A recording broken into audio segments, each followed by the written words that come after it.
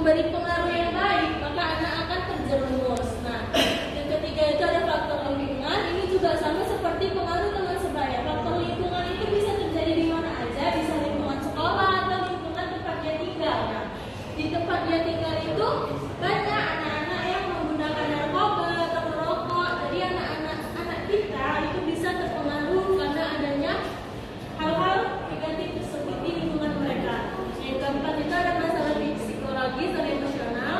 Anak-anak itu cenderung tidak bisa mengendalikan emosional mereka. Nah, yang kelima adanya kurangnya keterampilan sosial. Anak-anak ini kadang remaja ini lebih sering main handphone, melihat gadget, jadi mereka itu kurang bersosialisasi dengan lingkungannya. Nah, selanjutnya ada akibat dari kenakalan remaja.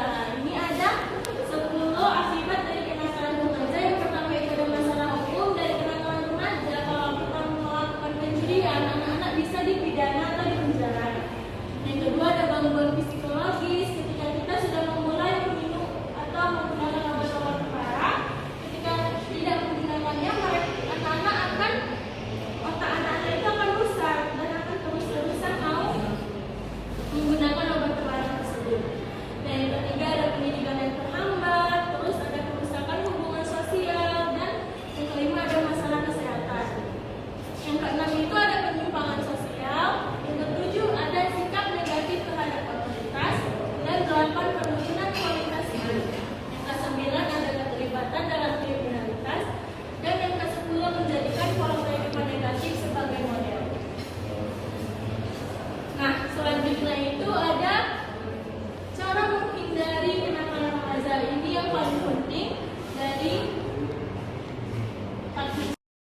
Nah, anak-anak, jadi yang terakhir itu ada cara menghindari. Nah, kalau tadi kita sudah membahas contoh-contohnya, akibat dan penyebab, selanjutnya ini ada yang paling penting, yaitu cara menghindari kenakalan remaja. Yang pertama itu adalah komunikasi terbuka. Nah, anak tahu nggak maksud dari komunikasi terbuka itu apa? Ya, Nifra? Bicara dengan orang tuanya, Bu. Ya, betul.